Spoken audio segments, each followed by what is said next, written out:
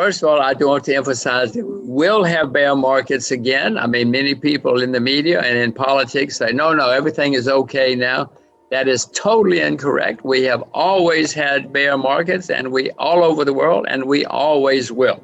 So we are going to have more bear markets in the future. I hope we both live long enough to see many bear markets. I hope we live a long time.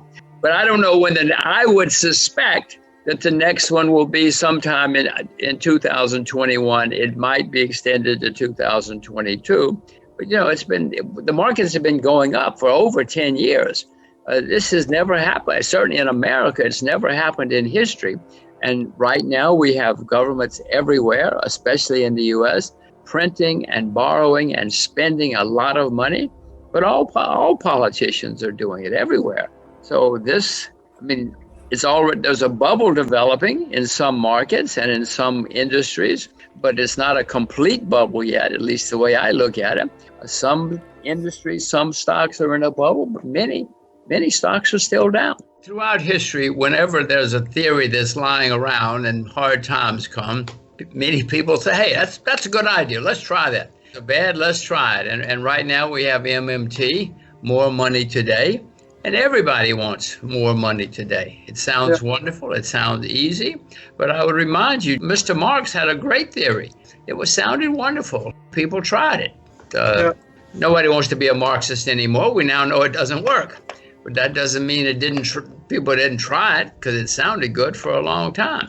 So as things get worse, more money today, we'll probably get more people who want to try it. The British already are doing it. They don't say it officially that they're doing it. But in practice, they're doing the same thing. So I'm afraid, or who cares what I'm afraid of, I suspect we're probably going to have more people signing up for more money today, because it sounds easy and it's good. And it might well work for a while. The history's full of theories that didn't work in the end, but worked for a while and that people loved. But if more money today becomes the practice, things are going to look better for a while, but then eventually you better own your gold and silver, because, it's very clear that if you print too much money, the value of the money goes down.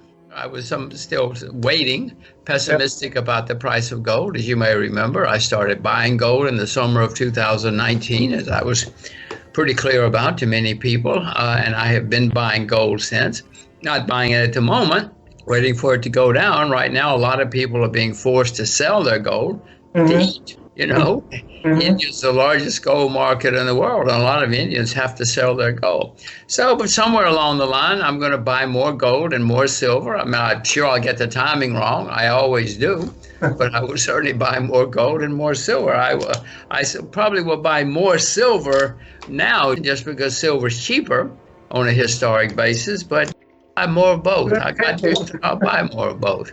Gold is going to go up. Gold is going to get overpriced in the next turmoil as we go along here, certainly in the next few years. And that's fine. That's great. What I'm afraid of is, no, not afraid, but what may happen is that gold turns into a bubble. Now, if it becomes a bubble, I'll have to sell, because you always have to sell a bubble, because when bubbles pop, it's disaster for a long, long, long time.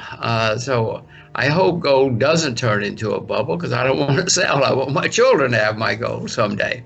But other than that, I plan for all of my gold and silver to go to my children someday. Bubble is when it's going up every day by big numbers and everybody's buying it and all people are talking about is gold.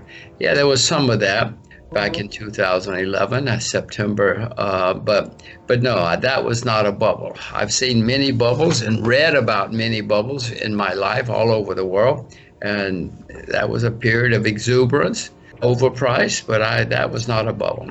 They can certainly print and buy bonds.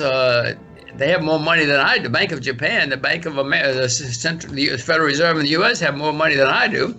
So certainly they can keep interest rates low for a while. And if we turn into MMT, more money today, of course, that will keep interest rates low for a while, help them keep interest rates low for a while. But if something's too good to be true, it's not true. Eventually, the truth comes out. So, but yes, we may see low interest rates for longer, but the debt keeps going higher and higher and higher. And nobody has repealed the laws of supply and demand yet. They cannot. And if you print gigantic amounts of debt, or if you raise gigantic amounts of debt, interest rates eventually will go higher. Before we continue, help us by smashing that YouTube like button and subscribe now to this channel. This shows the algorithm that you value the information, and it helps us spread this message. Sharing is caring. Please like and subscribe now. Thank you. And now, let's continue. First of all, because there's too much supply, and second of all, some people start to say, wait a minute, how are they going to pay this off? Some people will question the credit. Well, that's my point. There will come a time when there's just too many treasuries. People will be worried about, oh my gosh, how are they going to pay this off? And or there's so many treasuries, it just overwhelms the market. If they just keep pouring treasuries into the market, but it's not just treasuries. The Japanese, the English, everybody's doing it. Huge numbers of debts coming from bonds coming and debts coming from everywhere. So it's not just the U.S. Treasury. First of all, you need to understand nothing is safe. Yes, and sometimes some things are less unsafe than other things, but there's no such thing in the investment world as safe. History will come along and prove it to you over and over again.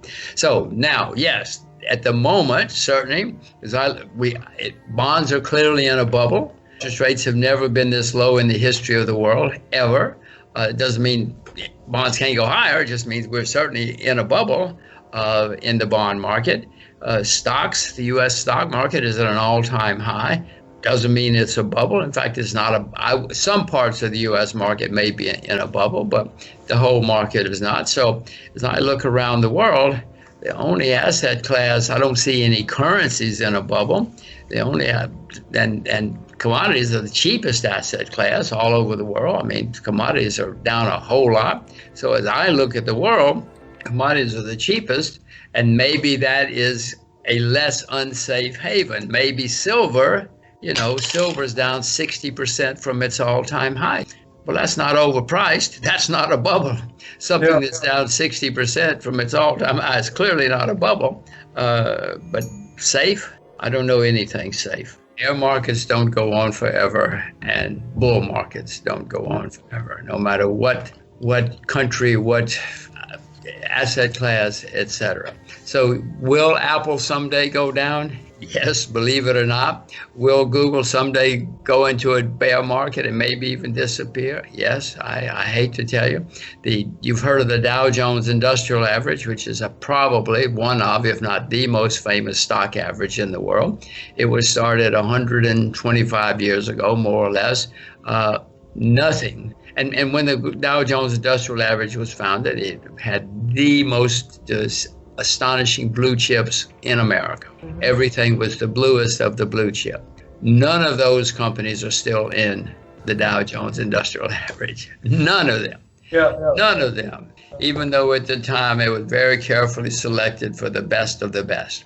So don't worry, nothing is going to go on forever. You won't believe this, but Apple's going to disappear someday. He would say, oh my God, you're such an old fool. You guys, you're so old, you don't know anything about anything. And I would say, yeah, you're right. I mean, a lot of people, Paul Tudor Jones, you mentioned him, has been playing with investing in and making money in Bitcoin. A lot of people have in cryptocurrencies. A lot of cryptocurrencies have disappeared already, as you well know, so one must be careful. And by the way, money is going to be on the computer, on the internet. There's no question about that. It already is in China. But every country in the world, or nearly every country, is working on computer money, crypto money, call it what you will, and eventually everything's going to be on the computer. And governments love it because first of all, it gives them more control, but second, they don't have to print it. They don't have to transport it. They don't have to secure it. They don't have to, account for it. It's very easy. They love computer money. I hate it. They'll know everything you do. So there's going to be computer money. Will it be Bitcoin or things like that? In my view, no, because governments don't want to lose their monopoly. And if Bitcoin becomes that successful, they'll outlaw it. They always have. I don't like it, as I say, but they have the guns. I mean, in periods of pure chaos, At times, maybe they're not in control, but in terms of if we have pure chaos, electronic money is not going to be very useful because, first of all, electricity may go down in many places, and second of all, the internet probably will go down in many places for a while. So in chaos, I don't see crypto money being very useful if it gets to that. What to do in such a situation? Inform yourself and keep your financial education strong. We from the Compact Group offer our loyal subscribers a free educational portal with first-hand monetary, financial, and economic knowledge. Enter our invite-only Insider Club by clicking the link below. You will get access to first-class information far earlier than the rest. We have prepared a special deal for all our members where you can access a giant pool of Robert Kiyosaki's financial wisdom for just $1. To find out more, simply click the link below and join our Insider Club absolutely free. But there is more you can and should do. Build up several streams of income. More and more people realize that they have to take their future in their own hands, but they don't know how and where to start. We from Compact offer our Insider Club members unique opportunities. Strengthen your financial muscle and get the edge. Click the link below. Become part of our free Insider Club. No financial obligations. But there's one important thing you have to know. You have to become active. So do it now. Become active and see you on the other side.